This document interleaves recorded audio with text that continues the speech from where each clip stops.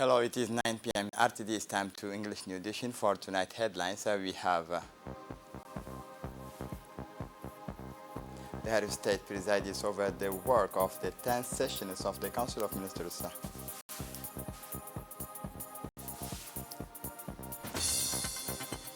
The celebration of the World Refugee Day at IFAR.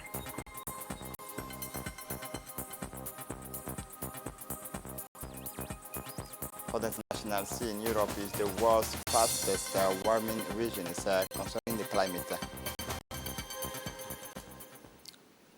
Welcome to our newsroom. Under the leadership of the President of the Republic, His Excellency Ismail Omar Guelleh, and Head of Government, was held this morning the work of the 10th sessions of the Council of Ministers.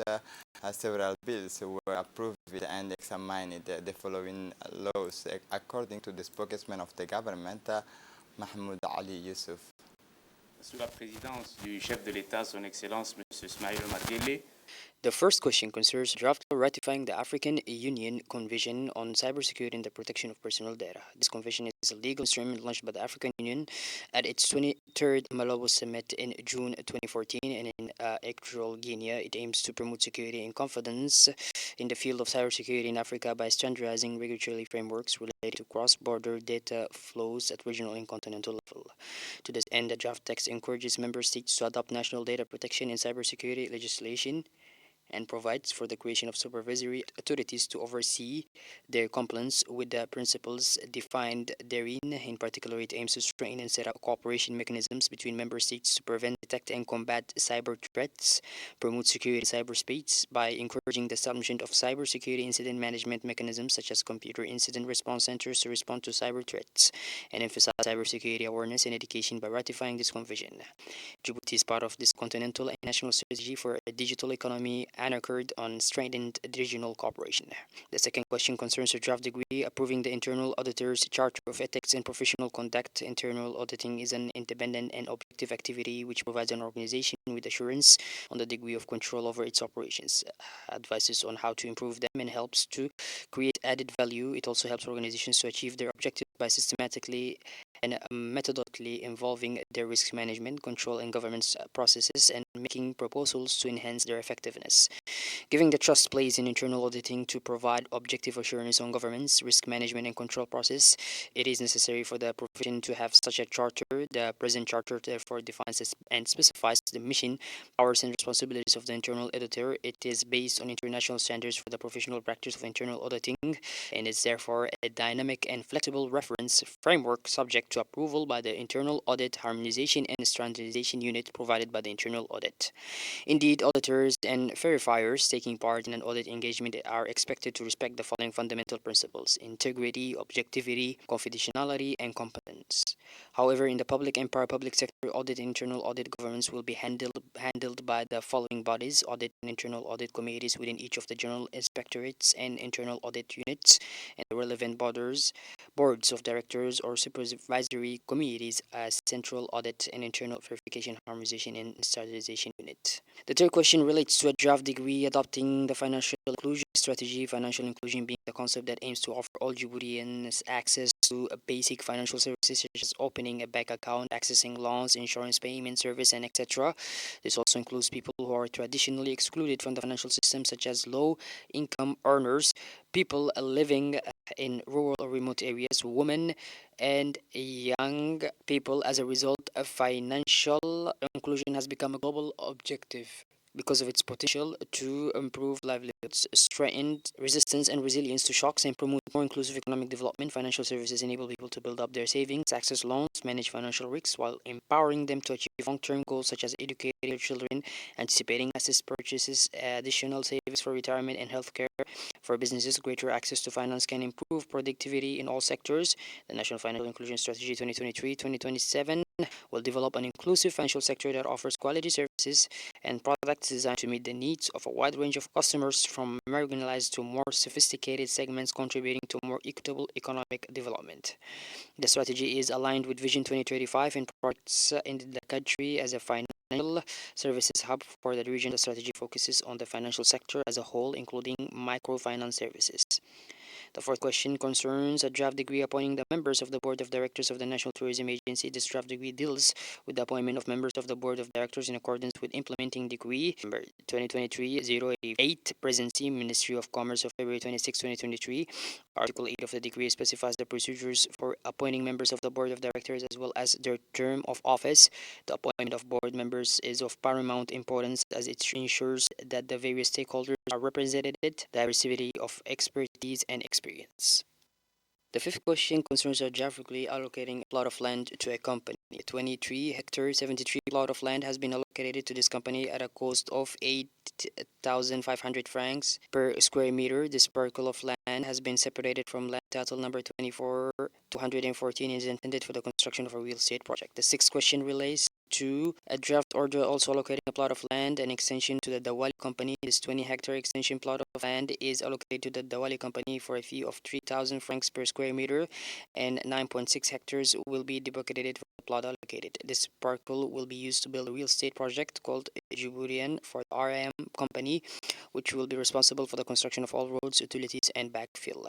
The seventh question concerns a draft decree on the membership of the Board of Directors of the National Agency for the Promotion of the Culture. The Board of Directors is a deliberative, monitoring, and supervisory body of the agency. Its mission is to ensure proper execution of the agency's mission to examine and adopt the budget and finance and to ensure compliance with the general rules of organization and operation for the improved performance and efficient results for a renewable 3-year period. The eighth question concerns a draft decree allocating a plot of land to the Ministry of Youth and Culture. The 2,100 square meter plot located in the Arta opposite the Sunny Hill Center is earmarked for the construction of a museum. The ninth question concerns a draft decree appointing Mr. Ahmed Jama, Civil Administrator, as Technical Advisor to the Ministry of Social Affairs and Solidarity. Mr. Adan Musa, Assistant Professor, appointed Technical Advisor to the Ministry of Infrastructure and Equipment. Mr. Hashi, Civil Administrator, appointed Technical Advisor to the Ministry of Justice. Mr. Usman Bilegire, Civil Administrator, previously Prefect of the City of Djibouti, appointed Technical Advisor to the Ministry of the Interior. Mr. Hassan Umar Muhammad has been appointed Technical Advisor to the Ministry of Foreign Affairs. Mr. Suad Risara has been renamed Technical Advisor to the Ministry of the Budget. Mr. Saad Ibrahim has been appointed Inspector to the Ministry of Energy. Mr. Sroda Mahmoud Isa, a teacher, has been appointed Director General of the Center of Research of Information and Production at the Ministry of Education. Mr. Muhammad Ali Hamad, previously President of the National Assembly, appointed Technical Advisor to the Prime Minister. Mr. Hussein Abdul Rahman Aden, Civil Administrator, appointed Technical Advisor to the Ministry of Foreign Affairs. Mr. Hamad Muhammad Hamad is appointed Technical Advisor to the Ministry of Health. And Mr. Muhammad Aden Jama is appointed Technical Advisor to the Ministry of Justice. The Ministry of Interior, in close collaboration with the UNHCR and UNACS, held a ceremony this morning at IFAR to commemorate the World Refugee Day, which was particularly meaningful for refugees. The 23rd edition was held this morning at IFAR under the theme of Hope Far from Home, and aimed to put a spotlight on refugees in Djibouti and the inclusive education system that has enabled these people far from home to pursue their higher education with the same rights as a Djiboutian citizen. As usual, the ceremony opened with the reading of the Quranic verses, followed by official speeches and folk dances. The day was an opportunity to emphasize the search for solutions for refugees and the importance of inclusion. The aim was to bring more hope and opportunities to refugees far from home. True to this outspoken nature, the Executive Secretary of UNACS called for the integration of refugees into the community in which they have found refuge after fleeing conflict and persecutions, which he believes is effective in helping them rebuild their lives and enabling them to contribute to the prosperity of their host countries. For her part, IGA's Directors of Health congratulated the young graduates who this year surpassed their third years with the flying color. She expressed her delight and at the success of the ceremony on the highly symbolic days of this. The Secretary General of the ceremony was presided by the Secretary General of the Ministry of Interior, Mr. Siraj Omar Abdul Qadir. For his part, the Executive Secretary of UNACS, Hussein Hassan Darar, has indicated that these days aim to put the spotlight on refugees in Djibouti and the inclusion education system that has enabled these people far from home to pursue their higher educations with the same rights as Djiboutian citizens. For his part, the HCR representative in Djibouti, Yohandam Kol Sakor, has indicated that these integrations of refugees into the communities in which they have found refuge after fleeing conflict and persecutions, which he believes is effective in helping them rebuild their lives and enabling them to contribute to the prosperity and their host countries. In his speech, the Secretary General of the Ministry of Interior, Siraj Omar Abdul Qadir, said praised the constant effort of HCR and UNASA to strengthen and improve the living conditions of refugees on a daily basis. He also thanked all actors and stakeholders for the success of this commemorative day of the refugee. With the services to Mecca drawing to a close this afternoon, the last group of Djibouti pilgrims joined their fellow countrymen in the Saudi city of Mecca to perform the Al-Umrah rites and the great pilgrimage in sweltering 45 degrees heat aboard air-conditioned coaches. The last contingents of 163 pilgrims arrived in Mecca at the Djibouti Pilgrims headquarters at Diafa in the middle of Mecca town. The 1,400 Djiboutian pilgrims destined for this year's Hajj have all arrived in Mecca with the technical and religious support of the Hajj 2023 organizing committee set up by the Djiboutian Ministry of Muslim Affairs and Waqf. The Ministry of Health signed a partnership agreement and an annual work plan with the National Agency for Disabled Persons. The ceremony took place at the headquarters of the Ministry of Health and was co-chaired by the Minister of Health, Dr. Ahmed Roble Abdullah, and the General Manager of the INPH, Mr. Douali Saeed Mahamoud. The purpose of this agreement is to set out the general framework for collaboration between INPH and the Ministry of Health as part of the implementation of the 2023 annual work plan to improve access to health and rehabilitation services for people with disabilities. Through this partnership agreement, the parties intend to pool their efforts and mobilize the necessary resources for the implementation of this 2023 annual plan.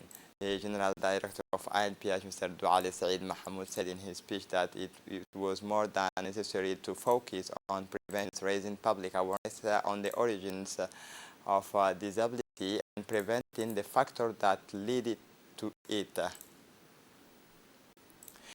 In his speech, the Minister of Health, Dr. Ahmed Roble Abdullah, stressed that disabled persons are an integral part of the Djiboutian population and have a right to adequate quality and appropriate health services.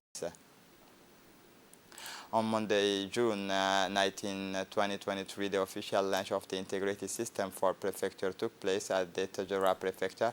This inauguration marks a decisive step in the vision of improving the efficiency, transparency, and quality of administrative services in our country.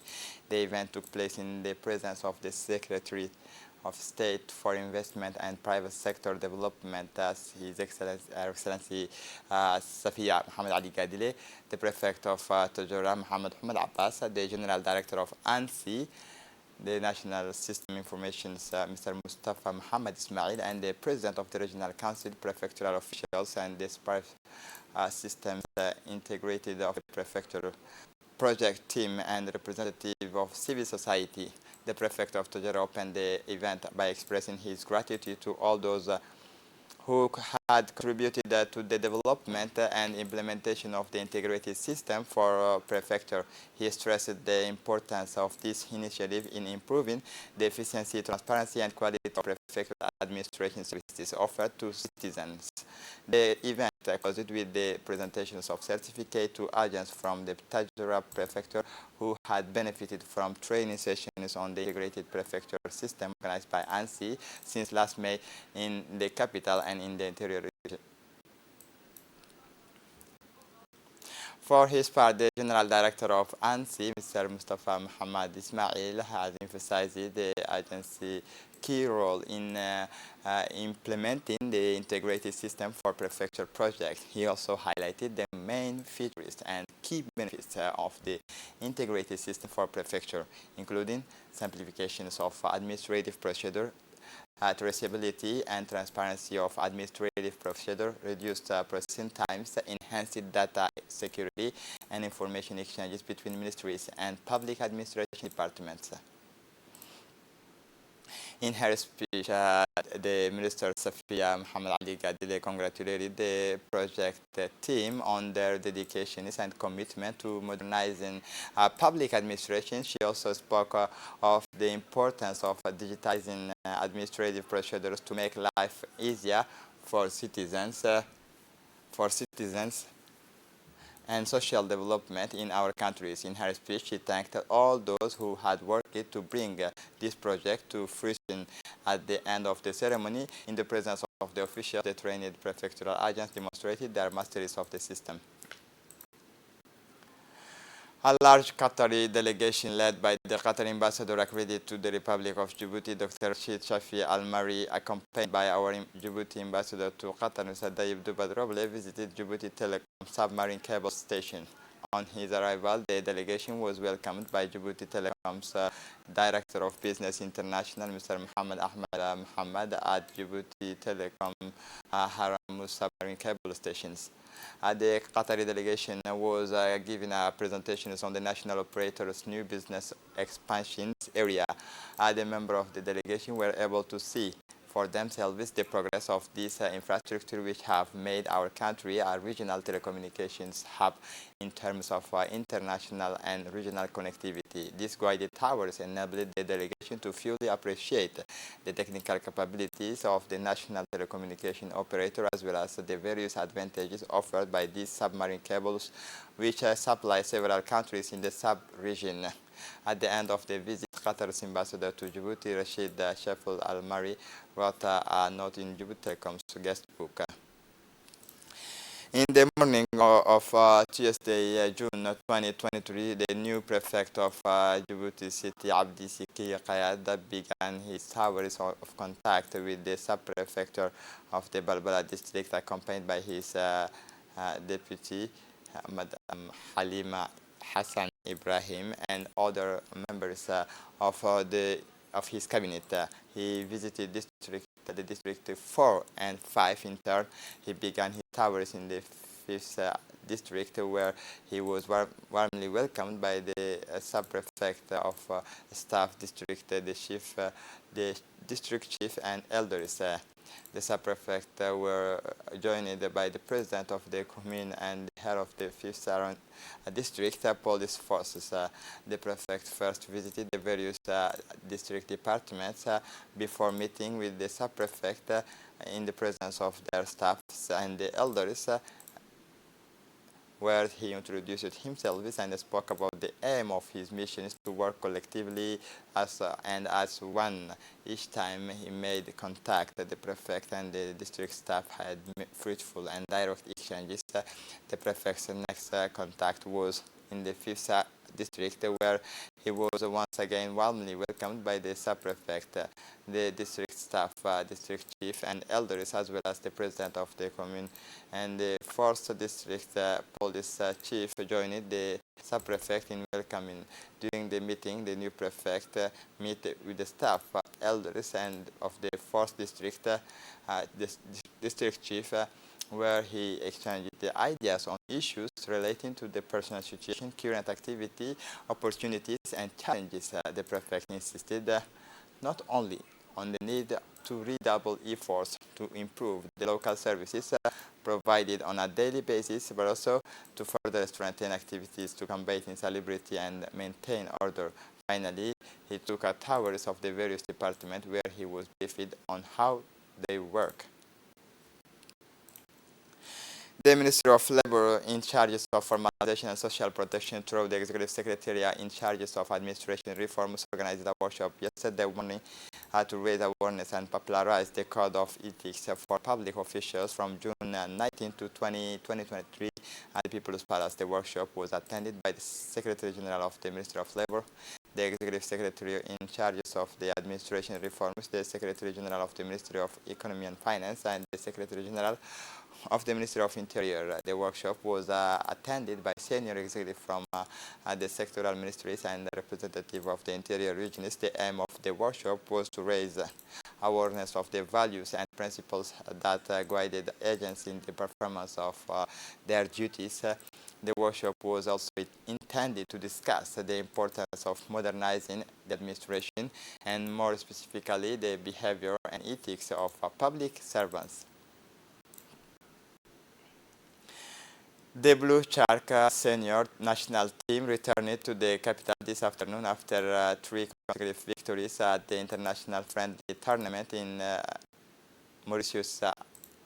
The Blue Shark were warmly welcomed by the president of the Egyptian Federation of Football, Mr. Suleiman Hassan Waberi, accompanied by his vice president Amina Mohamed Musa and the FDF Secretary General Mr. Yusuf Ahmed and the FDF Board of Directors as a whole, Sport Directors Abshir Ali Hassan and General Managers of the DMP Port, Mr. Jama Ibrahim, and the president of the Association of Friends of Djibouti. The trophy won by the Shark in Mauritius was presented to the general manager of the PDSA DMP director, Jama Ibrahim Dar, as a majority of the Shark came from the club as part whose sponsorship ceremony will be attended at the DMP headquarters. The Shark were champions of the 4 nations tournament held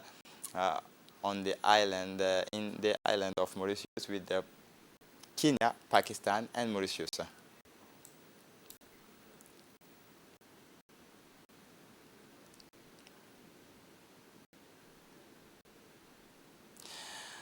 An important ceremony to hand over sports equipment and supply to iSport was held at DMP today, June 2023, in the presence of the General Manager Jama Ibrahim Darar, Sir Xu Sang, Managing Directors of the China Merchant Port Group, the President of the Football Federation Suleiman Waberi Hared, and Mr. El Toure, President of the iSport, and other distinguished guests. This ceremony of sponsorship of the football club Port Group illustrates the deep-rooted friendship and cooperation between PDSA, DMP, and China Merchant Port Group.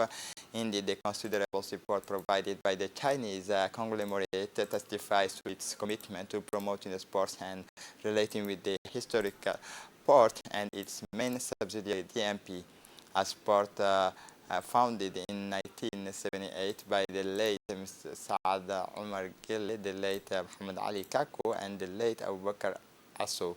Is one of the oldest and most successful clubs in national football. The club has the remarkable heritage and the country's most decorated team.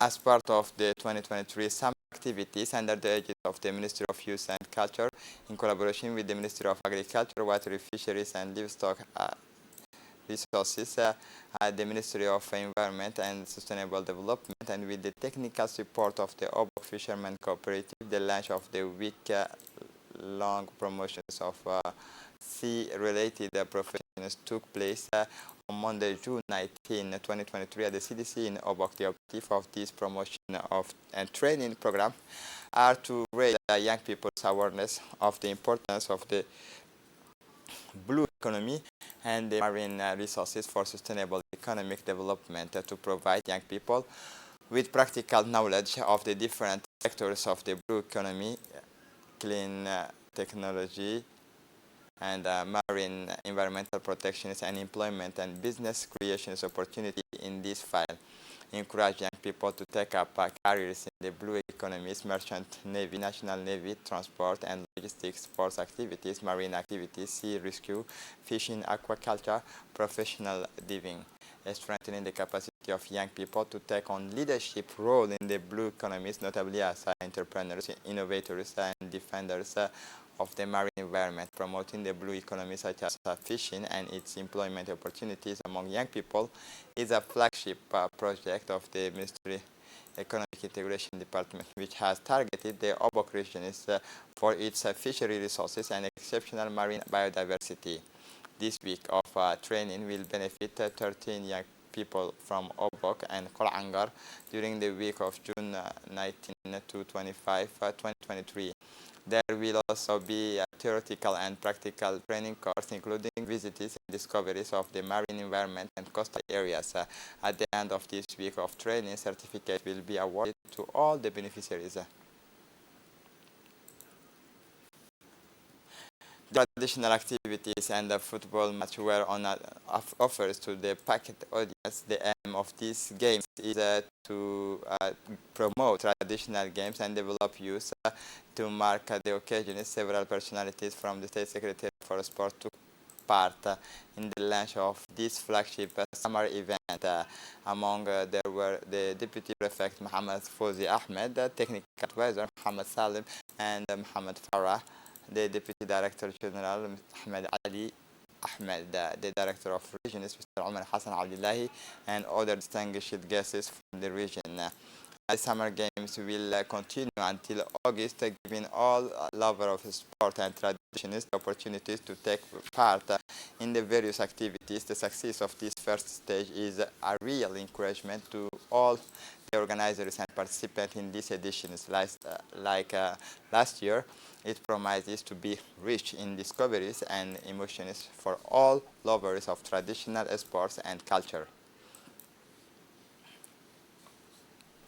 For the international scene, Germany strengthens its role in the Atlantic Alliance. Jens Stoltenberg and Olaf Scholz make it clear that the NATO summit is mid-July will not result in a formal invitation to Kyiv to join the alliance a few days after approving his first national security strategy, which includes the highest military spending since the Second World War. The German Chancellor was keen to reiterate his visions of the alliance role. Jens Stoltenberg is in Germany because the country has been hosting exercise Air Defender, the largest air exercise in NATO's history for the past week. It runs until June 23 and brings together some 250 military aircraft from 25 NATO members and partner countries, including Japan and Sweden.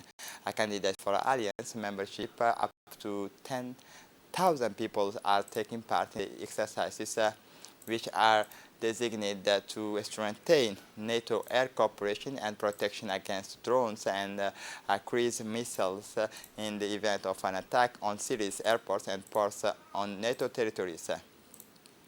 And to close up this edition in climate, Europe is the world's fastest warming region, according to the latest assessment by the WMO and the European Copernicus Network.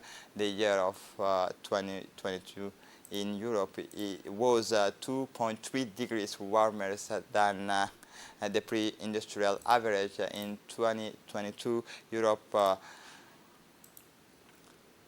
confirming that the continent's overheating at twice the global average, fueling exceptional heat waves and drought. In November, the WMO had already announced that Europe has warmed at a rate of 0.5 degrees per decade since in 1990. This is it for the news. Thanks for watching us. Have a good evening.